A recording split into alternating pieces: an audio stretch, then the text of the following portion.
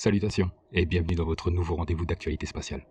Cette semaine a été particulièrement riche en découvertes et en avancées significatives. Accrochez-vous, car je vais vous présenter 5 événements qui ont eu lieu cette semaine. Tout d'abord, Firefly Aerospace a réussi un alunissage historique avec son atterrisseur Blue Ghost. Cet exploit technologique ouvre la voie à de futures missions lunaires et à l'exploration de la surface lunaire avec une précision accrue. La sonde en a aussi profité pour nous envoyer quelques photos extraordinaires de la surface lunaire.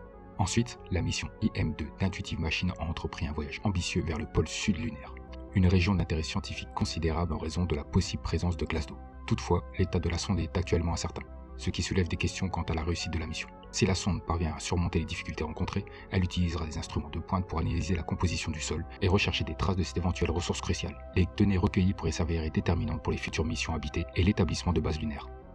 Parallèlement, la NASA a franchi une étape importante en cultivant des plantes dans le rigolithe lunaire. Cette expérience démontre la faisabilité de l'agriculture spatiale et ouvre des perspectives pour l'établissement de bases lunaires autosuffisantes. Les biologistes se sont tournés vers une plante d'Eurasie et d'Afrique, qui est un parent des feuilles de moutarde et des légumes crucifères comme le brocoli et le chou de Bruxelles. Bon appétit, bien sûr.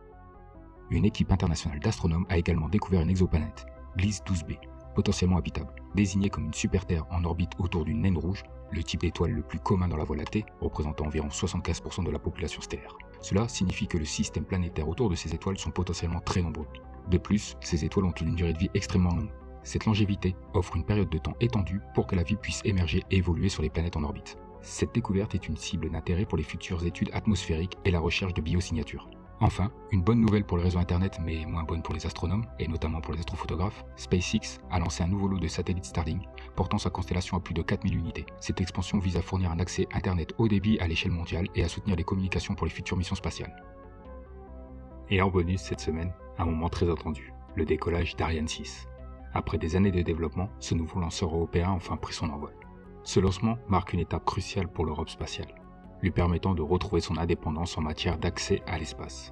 Ariane 6, avec sa flexibilité et sa puissance, est prête à répondre aux besoins croissants du marché des lancements, qu'il s'agisse de satellites de télécommunications, d'observation de la Terre ou de missions scientifiques. Un véritable succès pour l'ingénierie européenne. Et voilà, c'était votre compte rendu des dernières actualités spatiales. J'espère que ces informations vous ont plu. N'oubliez pas de vous abonner pour rester à l'affût des prochaines découvertes. A bientôt, et gardez les yeux tournés vers les étoiles.